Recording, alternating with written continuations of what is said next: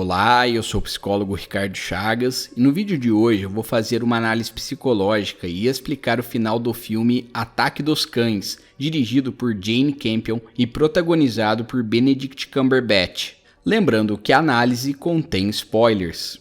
Ataque dos Cães é um filme edípico, ou seja, é uma releitura da história do Édipo Rei da mitologia grega. Escrito por Sófocles, esse mito narra a jornada de Édipo, um homem amaldiçoado pelos deuses e que, desconhecendo suas próprias origens, mata o pai e se casa com a própria mãe. O monólogo inicial aponta justamente nessa direção, quando o jovem Peter questiona: que tipo de homem eu seria se não ajudasse a minha própria mãe? Esse questionamento está diretamente ligado à cena final, mas antes de explicá-la, preciso analisar algumas nuances psicológicas que podem ter passado despercebidas pelo espectador. Inspirado pelo mito grego, Sigmund Freud teorizou sobre o complexo de Édipo. Ele dizia que já na infância o filho começa a desenvolver uma afeição especial pela mãe e a rivalizar com o pai em uma disputa de posse por ela. Segundo o pai da psicanálise, existem 5 estágios de desenvolvimento da criança, e o complexo de Édipo integra o estágio fálico do desenvolvimento, ou seja, aquele que vai dos 3 aos 6 anos de idade.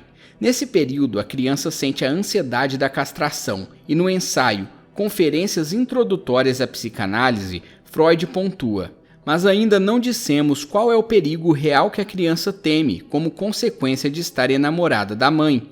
É o castigo da castração, a perda do seu membro. Perceba que a castração é um elemento recorrente no filme, tanto de maneira simbólica, através do homossexualismo velado do protagonista Phil, bem como de maneira literal, na cena em que ele arranca os testículos de um boi com as próprias mãos.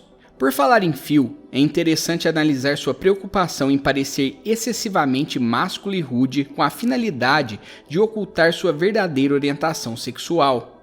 O protagonista repudia tudo aquilo que é simbolicamente feminino e frágil, como as flores feitas por Peter e o piano de cauda. Aliás, seu ódio pelo feminino é tão intenso que ele sequer consegue se aproximar de Rose, a nova esposa do seu irmão George. Ele maltrata até mesmo sua égua, disparando contra ela ofensas misóginas em um momento de fúria. Ele tenta esconder sua sombra, ou seja, sua orientação sexual, por trás da máscara de vaqueiro bronco e áspero que evita até mesmo tomar banho para parecer ainda mais másculo. Segundo Jung, a sombra é oposta à persona e esconde todo o conteúdo psíquico que de alguma forma causa vergonha ao indivíduo. Ou seja, a sujeira de Phil funciona como uma persona, uma máscara social literal que esconde sua masculinidade frágil. A cena em que ele toma banho sozinho é carregada de sutilezas femininas, ou seja, aquele é o momento em que ele finalmente expõe sua sombra. Perceba que a partir dali, Phil começa a tratar Peter com mais educação e até resolve ensiná-la a modelar sua máscara de cowboy. O protagonista faz o papel de mentor para Peter, assim como o Bronco Henry o fez para ele próprio. A cena em que o garoto o ajuda a terminar a corda no estábulo revela implicitamente que Bronco Henry também era homossexual. Phil conta que certa vez ele salvou sua vida, protegendo-o contra o frio, usando o calor do próprio corpo. Esse diálogo é muito importante porque ele não salvou o protagonista apenas de maneira literal, mas o ensinou a esconder sua orientação sexual a fim de preservar sua imagem perante uma sociedade abertamente homofóbica. Para compreendermos melhor a cena final, vamos analisar brevemente o perfil de Rose Gordon, interpretada por Kirsten Dunst. Ela é uma mulher que ainda sofre com um luto pelo falecido marido. Levando em conta o tempo que passa na cama e o alcoolismo exacerbado, é bem provável que ela tenha o diagnóstico de depressão. Rose é assombrada tanto pelo seu passado traumático quanto pela presença de Phil no rancho da família. Em um diálogo com Peter, ela diz que quando criança ficava incomodada com o som do giz contra a lousa. Todos os sons emitidos pelo cunhado parecem levá-la à beira de um colapso nervoso. A porta rangendo, o som do banjo e até seu assovio. Ela se sente ameaçada por sua presença porque enxerga nuances da sua sombra. Ela sabe que ele nutre um ódio pelo feminino e por essa razão teme por Peter quando os dois ficam mais próximos. Consciente do mal que Phil faz para sua mãe, o garoto secretamente planeja se livrar dele. E é aí que entra o elemento edípico que eu citei no início da análise.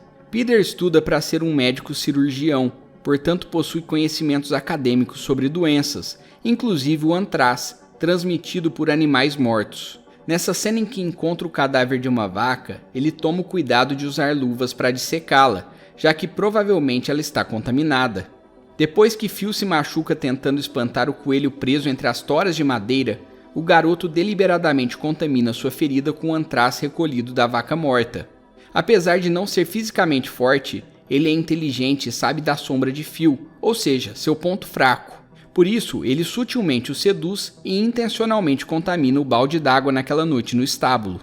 Assim como Édipo assassina o pai para ficar com a mãe, Peter mata seu pai simbólico para livrar a mãe de uma influência diabólica.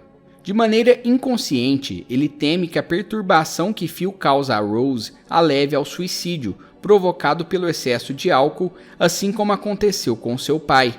Esse é um detalhe bem sutil, mas que deixa sua motivação ainda mais forte para cometer o crime. Na cena final, ele guarda a corda feita por Phil debaixo da cama e lê um verso bíblico que indica uma releitura das suas ações. No contexto do filme, o verso em inglês se encaixa melhor, por isso vou traduzi-lo da maneira mais literal possível. Livra a minha alma da espada, livra a minha querida do poder do cão. O primeiro trecho se refere à influência negativa que Phil exercia sobre o próprio Peter. Apesar de desenvolverem um laço de aprendiz e mentor, representado pela corda, o garoto aparentemente se recusa a construir uma persona a fim de esconder sua orientação sexual, assim como o mentor fez. Sendo assim, livrar a sua alma da espada quer dizer libertar-se dos ensinamentos de Phil, ou seja, de forjar a máscara que serviria para esconder quem ele realmente é.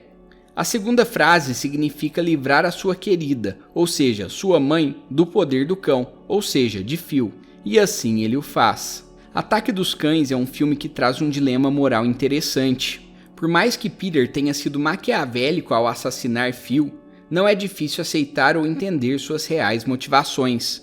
Como ele mesmo diz no monólogo inicial, que tipo de homem seria se não ajudasse a mãe?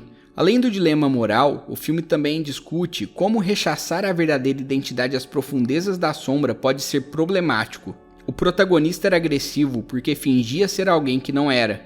Mesmo sendo um sujeito culto e formado em filosofia por Yale, ele insistia em se mascarar como um cowboy durão, que habita o imaginário coletivo como um arquétipo tipicamente rude e masculino, a fim de esconder sua orientação sexual.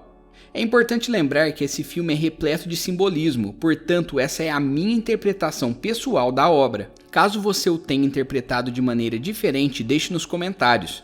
Além disso, se você gosta desse tipo de conteúdo, deixe um like e se inscreva no canal para mais vídeos como esse. Cuide bem da sua saúde mental e até a próxima!